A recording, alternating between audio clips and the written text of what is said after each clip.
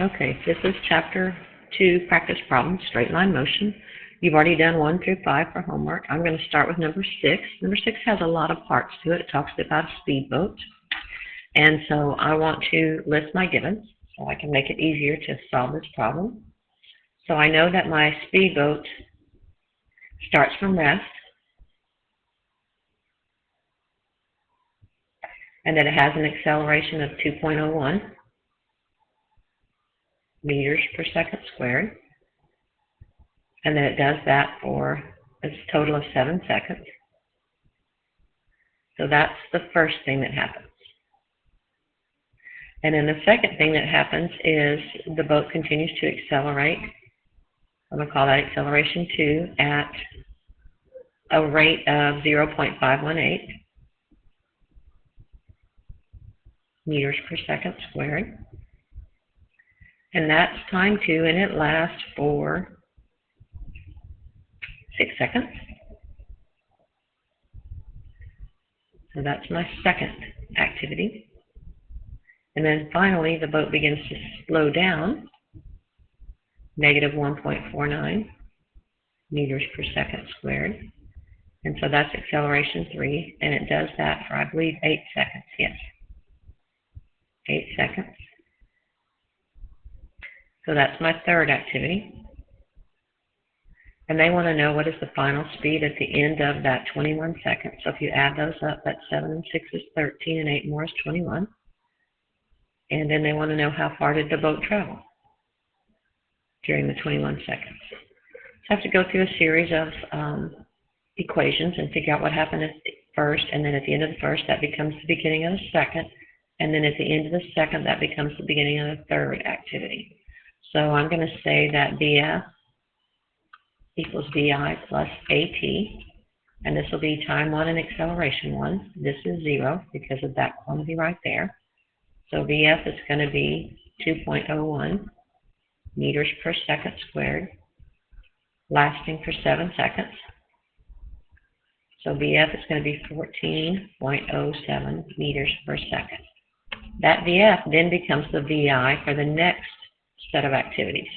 So same equation, VF equals VI plus AT. VF at the end of these 6 seconds will be 14.07 plus A, which is 0.518 meters per second squared, times T, which is 6 seconds. And it's actually 6.00, so I need to write down all my significant digits. So VF, if I do that correctly, is going to be, let me see if I can find my work here, 17.18 meters per second. Now I want to go to my third situation, and I'm beginning to slow down. So same equation. VI this time is 17.18. A is negative 1.49. And this slowing down lasted for 8 seconds. So at the end of that total of 21 seconds, my boat is moving at 5.26 meters per second. All right, now I need to go over here and get my distances. And I'm going to go to blue. And I'm going to say, well, D1 is what I'm interested in. And I did D1 equals 1/2 AT squared plus VIT. This is going to be time 1 and acceleration 1. So D1 is going to be 1/2 2.01, lasting for 7 seconds. The distance 1, when I did that, I got 49.2 meters. Now I can continue with that same equation and work for D2 and D3, but there's a lot more math involved because I can't cancel out VIT. So I just said, well, let's go to D2 equals VF squared minus VI squared over 2A. So D2 equals, and I know my VF is going to be 17.18. My VI was 14.07 over 2 times an acceleration of 0.518 meters per second squared. And if you'll look, I pulled all this information from the work I had done over here. Here was my VI when I started at 6 seconds. There was my VF. So if I did the calculations right, D2 is going to be 93.81 meters. And then I'm going to do the same thing for D3. VF is going to be my 5.26 meters per second squared, don't forget to square, minus 17.18 meters per second squared over 2 times negative 1.49 meters per second squared. So D3, when I did that calculation, was 89.8. If I add up D1 plus D2 plus D3, I will get 232.77. But when I look at my significant digits, I'm going to record that as 233 meters.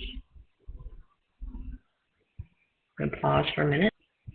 Okay, let's look at number 7. Number 7 is a locomotive, and it comes at to a clearing. And I think the problem calls it a 20-meter wide crossing. So we're going to say from here to here is 20 meters. And it takes it 2.4 seconds for it to make that clearing, cross that clearing. And we know that the acceleration rate is 1.6 meters per second squared.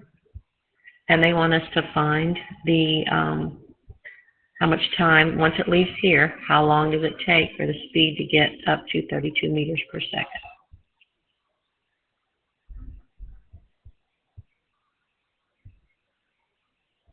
Now, we don't know what was going on over here. It doesn't tell us whether it started from rest. It just says it is accelerating, and this is what happened. So I got to kind of do some detective work and figure out what's going on. So I said, well, and there's more than one way to do this. Rachel Whaler came in yesterday, and she did it different, and it worked just fine. Average speed equals distance over time. So I'm going to find the average speed it has when it's going through the crossing. Distance is 20 meters. Time is 2.4 seconds. So the average speed is 8 1/3 meters per second.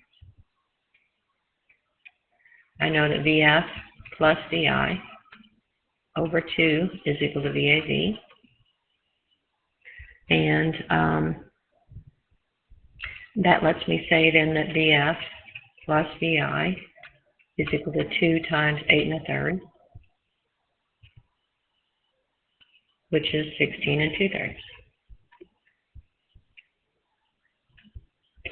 All right, I can rearrange that to solve for VF, which would be the VF right here, and it would be 16 2/3 meters per second minus my VI, and that would be the VI that it had right here. Okay, so I've gotten through that. Now I need to go back and figure out what that VI is. So I'm going to change pen color. I'm going to go to black, and I'm going to go over here and say, well, D equals 1/2 AT squared plus VIT. Distance is 20. My acceleration is 1.6.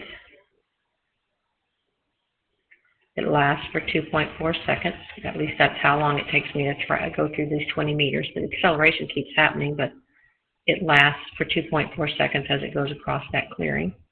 VI, and then 2.4 seconds. So I did all that algebra, and when I did that, I got my VI to be 6.41 meters per second. So now I can come back over here and say, well, that's 16 2/3 minus 6.41. And I did a big no-no, so I'm going to fix that. I did not put my units on 16 2/3. I'm going to fuss at you if you do that, so I need to make sure I'm doing what I want you to do. 6.41. So VF is going to be 10.225, 26, something like that. So 10.26 meters per second. All right, so now I know a lot of stuff. Let's see what I can do with that information. So that's the speed it has right here, 10.26. So finally, let's go to that lovely shade right there. Finally, I can say, all right, well, I started here at 10.26. I need to get to 32, and I want to know the time. So time is going to be VF minus VI over A. So VF is 32. VI is 10.26 over acceleration of 1.6. So if I do that, I think I get 13.59, and I round that off to 14 because of significant digits.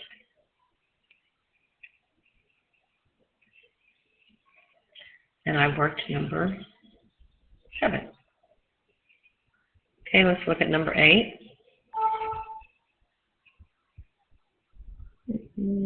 Let's go with that one. Okay. Number 8 says that an astronaut on a distant planet wants to determine its acceleration due to gravity. So he throws a rocket straight up at 15 meters per second, measures a time of 20 seconds, so that's the total time before the rock returns to his hand. That means it rises for 10 seconds. We talked about this in class. And it falls for 10 seconds. He has no clue what the acceleration due to gravity is, so that's what he's going to attempt to find. Well, I have this equation, VF equals VI plus AT. So VF minus VI over T will give me A. VF is going to be 0 at the highest point. VI is going to be 15. It's going to take 10 seconds for this to happen. So it looks like the acceleration due to gravity is 0.15 meters per second squared. I'm sorry, I got a decimal off here. Let's fix that real quick. 1.5 meters per second squared. And now we can call it plus or minus because on the way up we're going to call it negative, and on the way down we're going to call it positive. So there's my answer for number 8.